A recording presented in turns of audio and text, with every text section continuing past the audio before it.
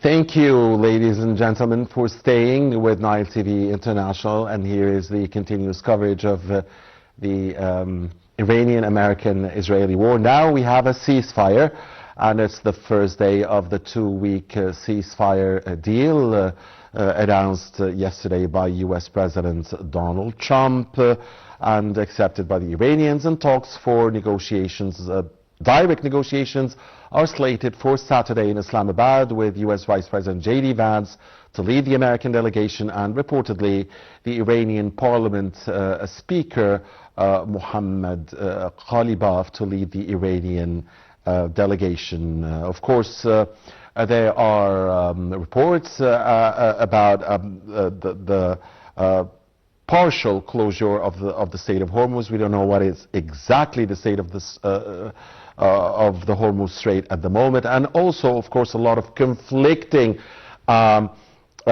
views regarding whether Lebanon was or wasn't a part of the two-week ceasefire deal that supposedly, according to U.S. President Donald Trump, should lead to a historic deal, a permanent one, with the Iranians. With us now, live over the phone from Washington, D.C., is Dr. Nasser Fayad.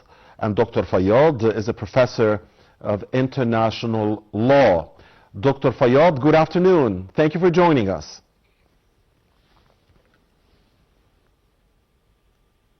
Dr. Fayad, can you hear me? Hello? Yes, hello. Do I have Dr. Nasser Fayad, the professor of international law, with me, speaking from Washington, D.C.? Hello?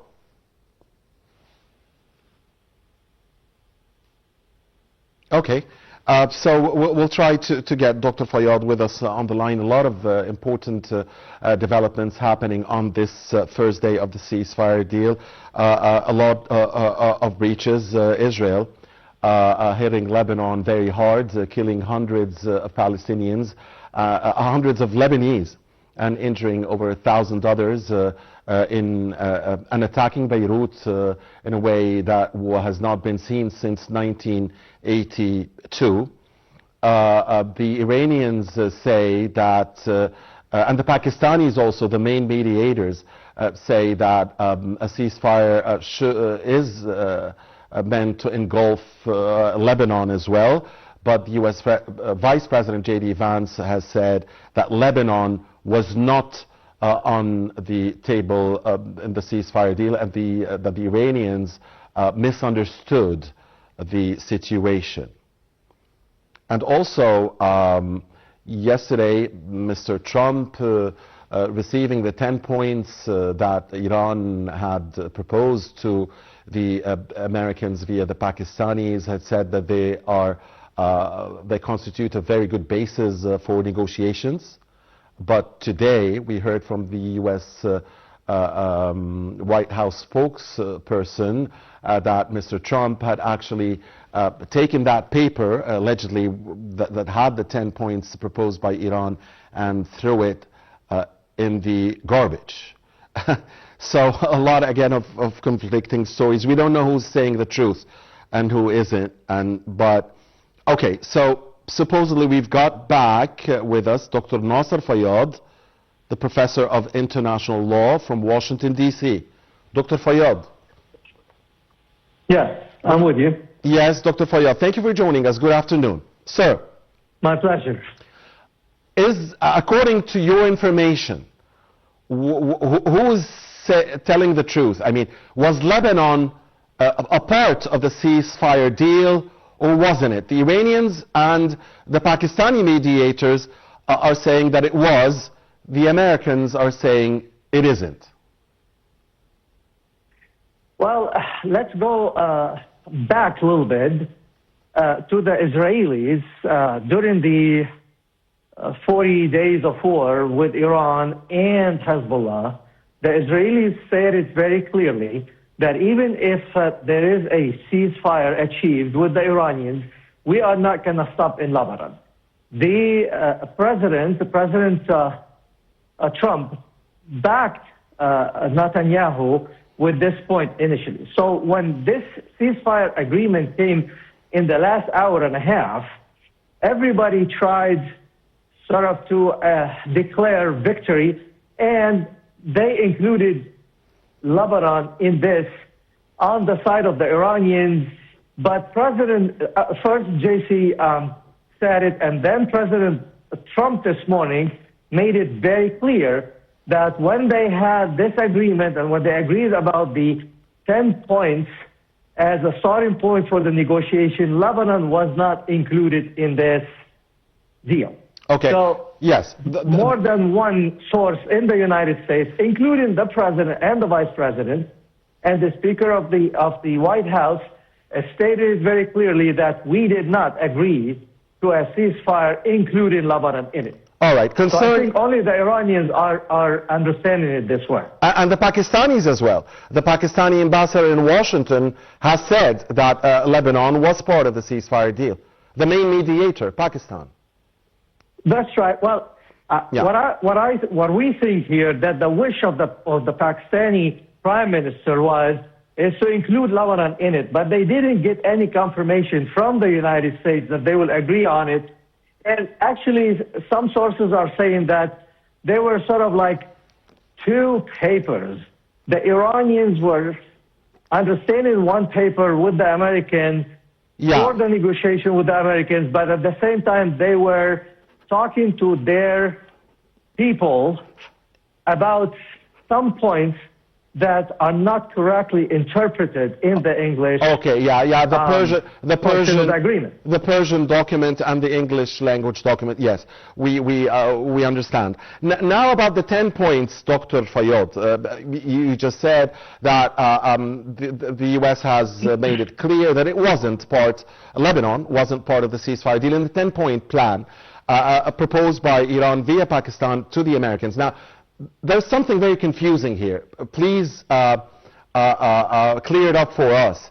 Yesterday, the U.S. President, when he said that he was honored as the President of the United States to report the news of the ceasefire, he also talked about the 10-point plan proposed by Iran and said there were good bases for negotiations. But we heard Caroline Leavitt, the White House spokesperson, saying that Mr. Trump actually tore this paper apart and threw it in the garbage. So, who should we believe, Mr. Trump or Mrs. Leavitt? Well, actually, I think both have truth to them, because now the understanding is there was an initial 10-point paper offered by the Iranians, and this one was not accepted by President Trump. And this is what the White House spokesman was referring to. And then after that, in the last hour, and with the negotiation with the help of the Pakistani Prime Minister and the Chinese actually too, apparently there was another 10-point paper advanced, and this is what President Trump agreed to have as a starting point for negotiations. So there is the 10 points that they didn't agree for, and there is another one that was, I think, an amended one. That's why I think this is where the confusion is. But in any way, nobody knows exactly about the 10 points that they are talking about now. They keep it them secret, and J.C. Vance is going to arrive to Islamabad between Friday and Saturday, and they're going to start negotiations there. And I think with time we're going to start, learning more and more about those real points that they are trying to tackle here to maybe possibly reach a more permanent ceasefire and an agreement. Okay, so you're a professor of international law. So might I ask you, what does international law say about striking of power plants, oil stations, civilian infrastructure, from the point of view of international law? We understand that even within the United States itself, some Democrats and a lot of media personnel, I don't know if some Republicans as well, but by the way, some Republicans had criticized the U.S. president in his talk about, washing away the Persian Empire, or a whole civilization will die tonight. These were his exact words. But about the targeting of civilian infrastructure, bridges and you name it. Does it? Some Democrats said that it breaches international law and could constitute a war crime. So may I know from you, the professor of international law, what do you think?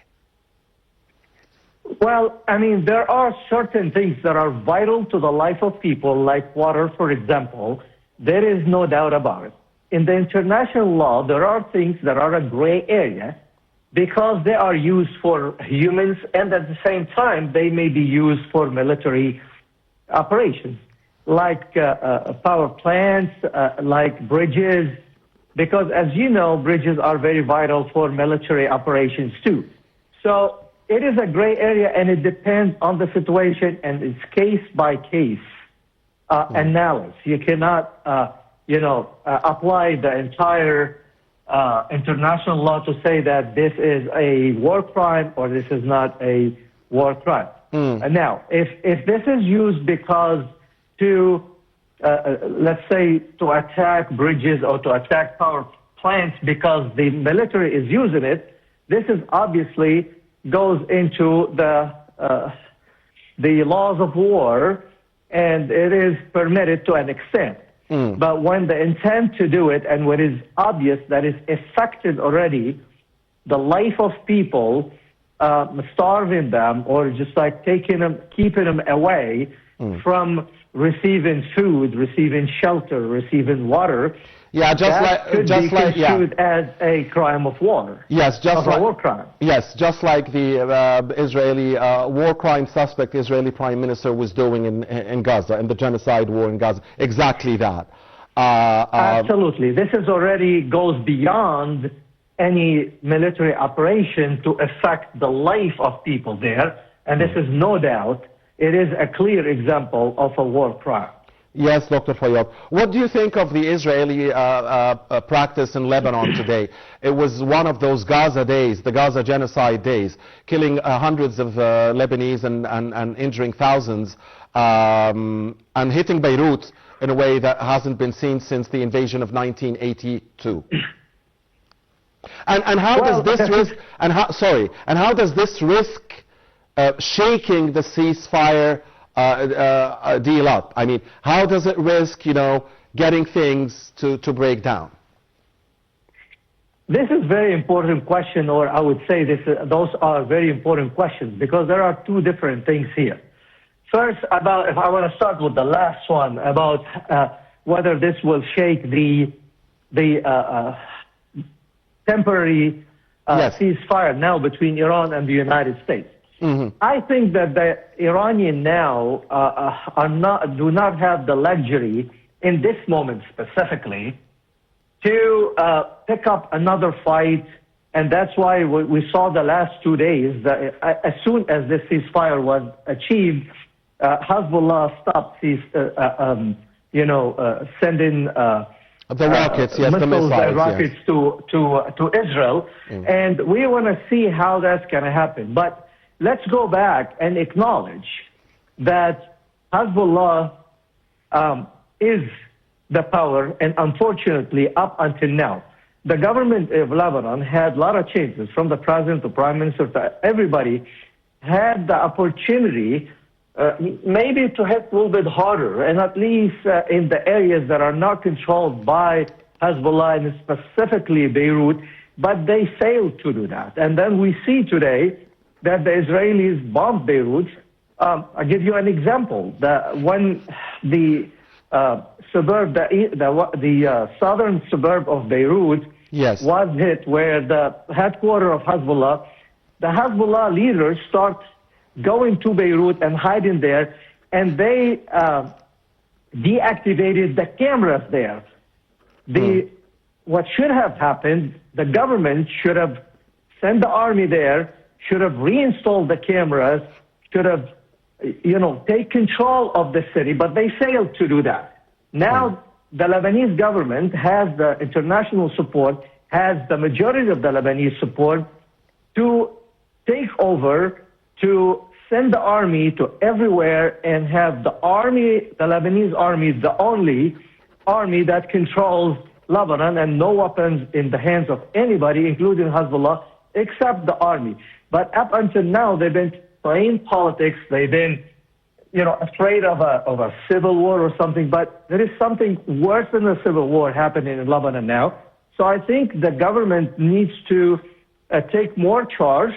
They have to use that international momentum, if it's not too late, and take charge and take control of these areas that they can take control of, at least now. Okay, we understand. Unfortunately. Yes, we understand, Dr. Fayad.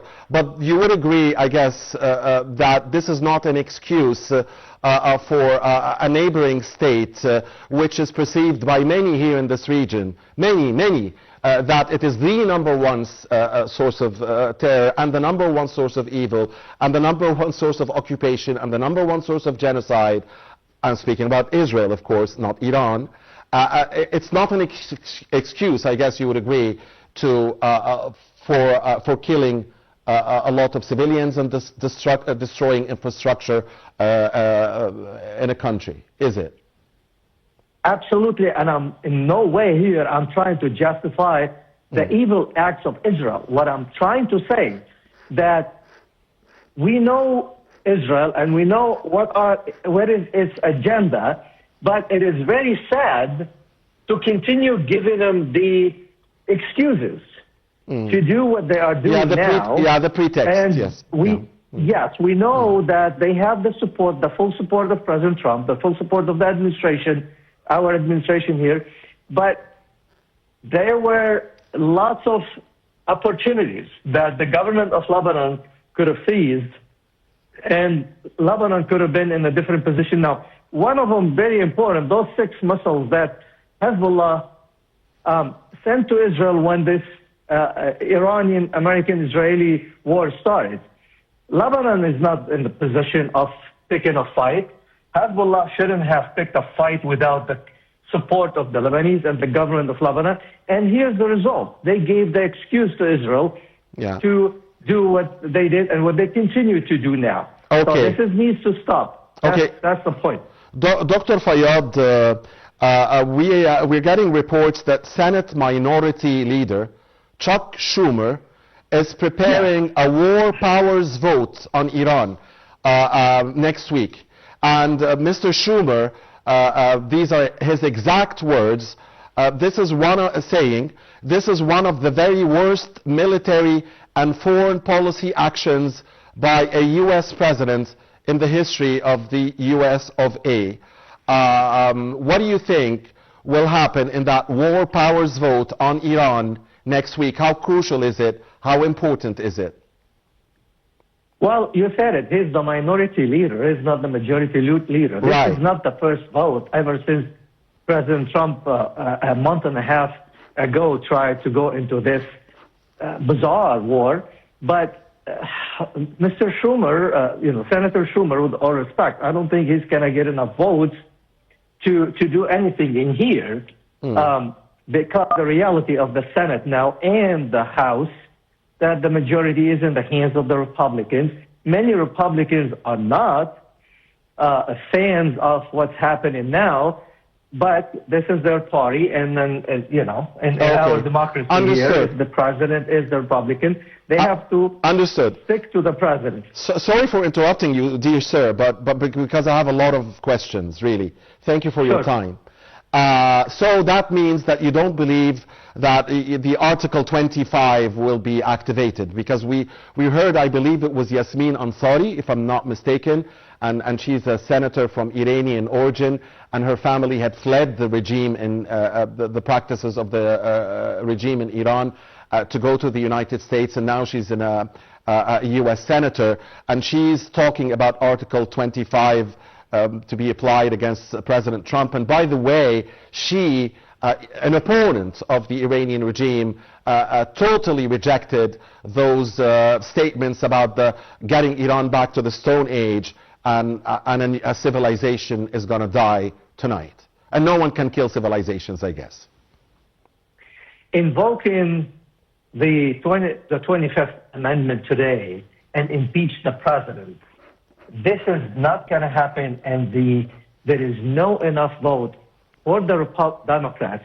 And yes, there are conversations like this. Yes, there are Republicans that are not happy with what President Trump is doing now, especially in this war that has been costing us a lot. And actually, we didn't win, and I don't think we are going to win the way it's been happening. However, they will never vote to impeach President Trump. Yeah. So the conversation about it are conversations related to the midterm elections, not more than that. And we do know that the midterm elections now looming over the Republicans, and they are not in the best position today. Understood, Dr. Fayad. And when do you think the minority will become a majority? Do you think that this war and the results of this war will make come November time that the minority will be the majority and vice versa, and thus amendment and Article 25 and other things can pass?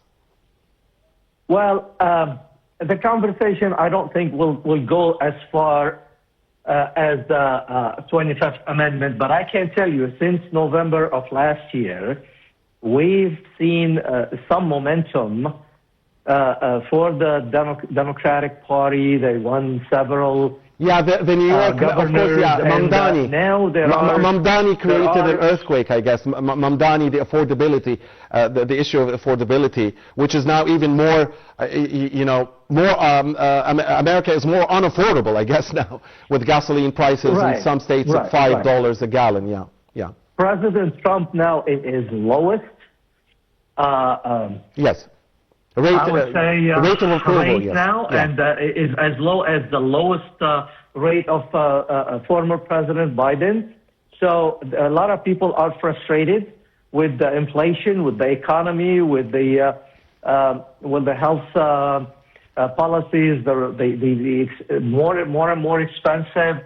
With the war of Iran now, with the gas is $5 per gallon at the gas station, all that is affecting the Americans' check. So we want a prediction. That's why this is putting too much pressure on the Republicans. We want a prediction from you, Dr. Fayad. A prediction.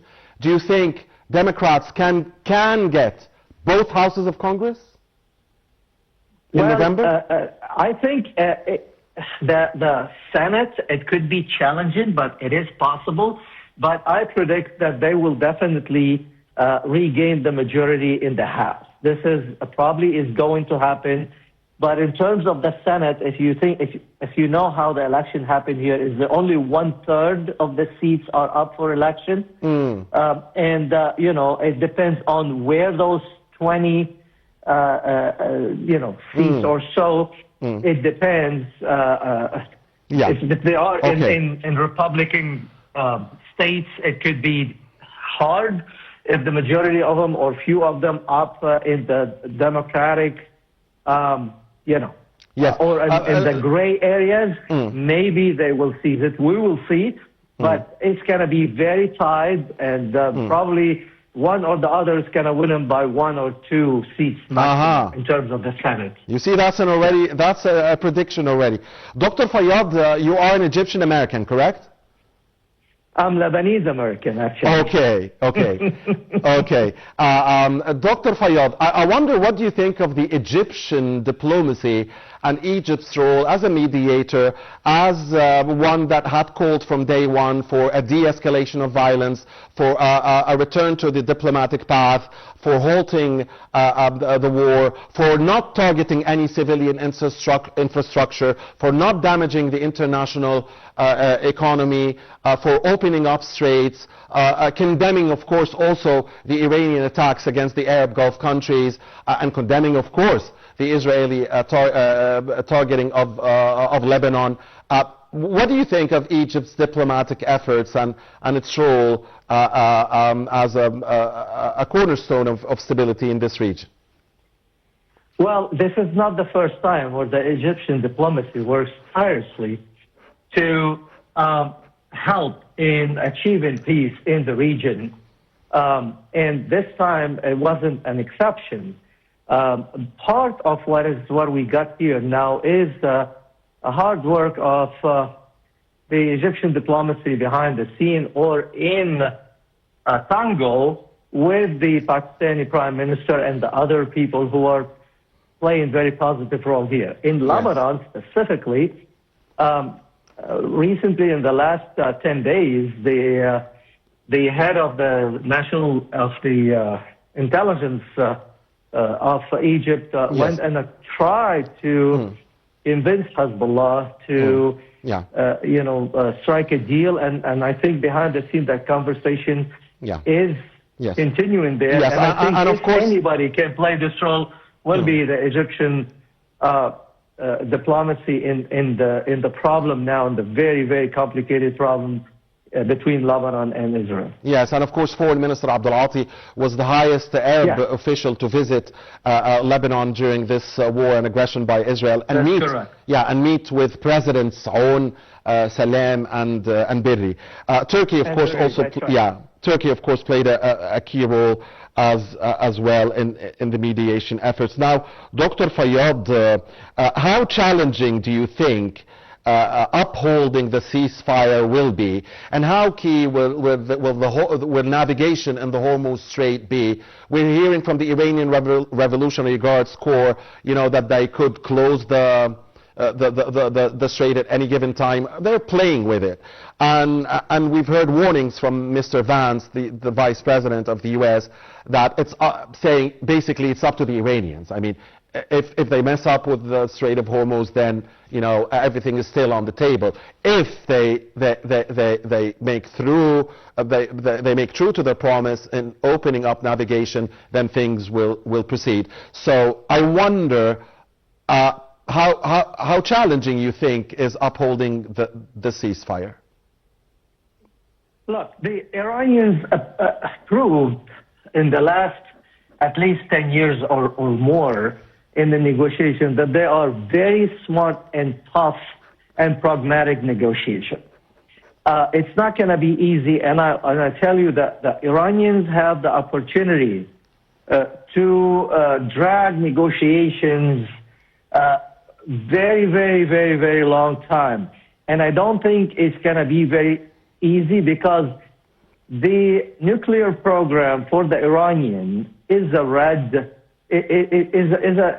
flag. They are not going to give it up, and they are going to dance around it. They are going to prolong negotiations in the future. They got to through some ideas. They got to through promising things like that happened in the past. And I think President Trump underestimated and still underestimating the Iranians in this regard. I think this is that's why they may get some agreement at this time to maybe offer President Trump a safe landing, what he needs, because he went too high up on this tree, and somebody needs to get him down this tree somehow. I think that they are going to give him a safe landing. They are going to tell their people, like, we did not get defeated. We won also there. Everybody's going to take some, it may give some longer ceasefire maybe because we have the midterm election. But I think it's not going to be the end of it. The regime is still strong. The regime is not going to give up their nuclear weapon, even if they agree to something close to that. In the negotiations in the future, many things can change, or they will not comply with it. What happened in the past? So it's not going to be easy. So we will see what's going to happen in Islamabad. Yeah. So you think, Dr. Fayad, that the cat and mouse game will continue, but without major escalation, correct? Did I sum it up? Well, it depends how much Mr. Netanyahu is going to be able to convince President Trump to continue the war, like he convinced him to start it without having a backup plan. Yes. So we'll see. By the way, we pray for the safety of everyone in Lebanon. Dear Lebanon. Of course, thank you. We do. Dear Lebanon. Beloved Lebanon, thank you very much, Dr. Nasser Fayad, the professor of international law, the Lebanese-American professor of international law, speaking to us from Washington, D.C. That's all we have for now. In about 5 minutes, we'll be back with Panorama News. Please don't go away.